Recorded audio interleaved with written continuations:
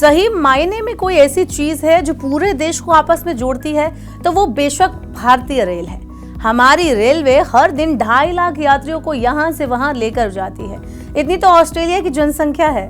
अब जब इतने लोग सफर करेंगे तो सभी को सीट मिलना संभव नहीं होता है। ऐसे में शुरू होती है वेटिंग लिस्ट की परेशानी। होली, दिवाली और गर्मी की छुट्टियों में तो वेटिंग लिस्ट के पहाड़ ही लग जाते हैं। अब जब वित्त मंत्री निर्मला सीतारमण मोदी सरकार के तीसरे कार्यकाल का पहला बजट पेश करेंगी तो उनसे उम्मीदें रेल यात्रियों को भी होंगी। सरकारी सूत्रों से आई रिपोर्ट बताती है कि वित्त मंत्री इस बार रेल से जुड़ी बड़ी घोषणा कर सकती है।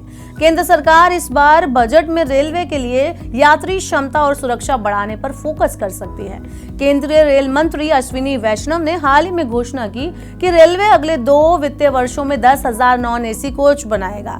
वित्त मंत्री अगर बजट में इसकी घोषणा करती हैं तो न सिर्फ ट्रेनों को अतिरिक्त नॉन एसी कोच मिलेंगे, वहीं नई पैसेंजर गाड़ियां भी चलेंगी, जिससे मौजूदा ट्रेनों पर यात्रियों का बोझ घटेगा और व्यस्त दिनों में ट्रेनों में लोगों को कंफर्म सीटें मिल सकेंगी। बता दें कि लोकसभा चुनावों के दौरान जनरल कोचों में भीड़भाड़ और हाल ही में गंभीर दुर्घटनाओं को लेकर सरकार की कड़ी आलोचना हुई थी।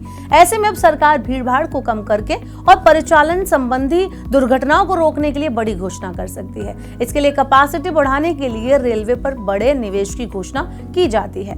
यात्रियों को अधिक सुविधाएं प्रदान करने और रेल क्षमता बढ़ाने के लिए सरकार मोटा खर्च कर सकती है। इससे पहले फरवरी में आए अंतरिम बजट में वित्त मंत्री निर्मला सीतारमण ने घोषणा की थी कि सरकार की पाइपलाइन में 11 ट्रिलियन रुपए के रेल कॉरिडोर शामिल किए जाएंगे।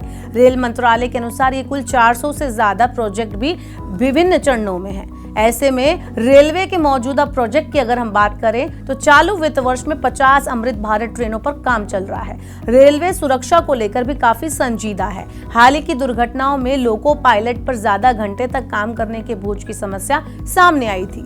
लोकसभा में विपक्ष के नेता राहुल गांधी ने कुछ लोको पायलटों से उनकी कार्य स्थितियों के बारे में बात करने के बाद सरकार की आलोचना की थी। इसे देखते हुए रेलवे चालू वर्ष में सहायक लोको पायलटों की भर्ती को 3 गुना बढ़ाकर 18,000 करने की योजना पर काम कर रहा है।